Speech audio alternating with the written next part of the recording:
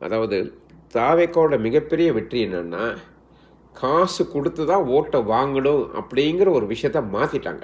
இன்னைக்கு பார்த்தீங்கன்னா, தாவேக்கா வந்து ஜெயிச்சு, காசு குடுக்காம ஜெயிச்சு, அதுவும் நெறைய பேரு இப்ப எனக்கு தெரிஞ்ச ஒரு ஆட்டோ ஓட்டுன நண்பர்லாம் வந்து அரசியல்ல வந்து ஒரு எம்.எல்.ஏ இருக்காரு. இதெல்லாம் முக்கியம். ஏன்னா, ஒரு ஆட்டோ ஓட்டுனர் நண்பருக்கு தான் தினசரி விலைவாசி எவ்வளோன்னு தெரியும். பெட்ரோல் எவ்வளோன்னு தெரியும். அ அதே நேரத்தில எவ்வளோ சம்பாதிச்சா வீட்டுக்கு எவ்வளோ காசு வேணும், ஒரு மாசத்துக்கு குடும்பம் நடத்துறதுக்கு அப்படிங்கிற ஒரு எதார்த்த பொருளாதாரம்லாம் தெரியும்.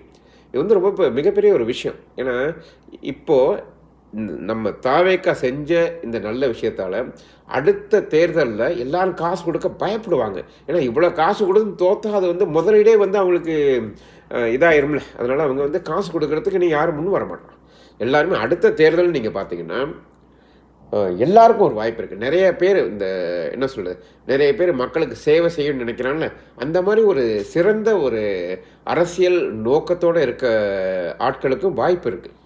இது நாள் வரைக்கும் 2 கட்சி தான் வர முடிஞ்சது. அந்த 2 கட்சிக்கும் டிமிக்கி குடுத்துட்டு டிவிக்கே புது ரூட்ட கிரியேட் பண்ணிட்டாய்ங்க.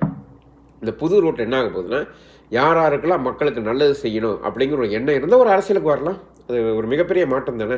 இனிமே வந்து எல்லாரும் வந்து இந்த ஏமாத்து வேலையெல்லாம் இனிமே காட்ட முடியாது. மாட்டிப்பாங்க.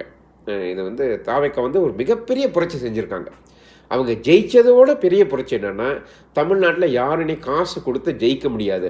அப்படிங்கிற ஒரு விஷயத்த, ஒரு வாக்கியத்த பதிச்சுட்டாங்க. அது எவ்வளோ பெரிய ஒரு விஷயம். நமக்கு எவ்வளோ பெரிய ஒரு விஷயம். ரொம்ப சந்தோஷம் தளபதி.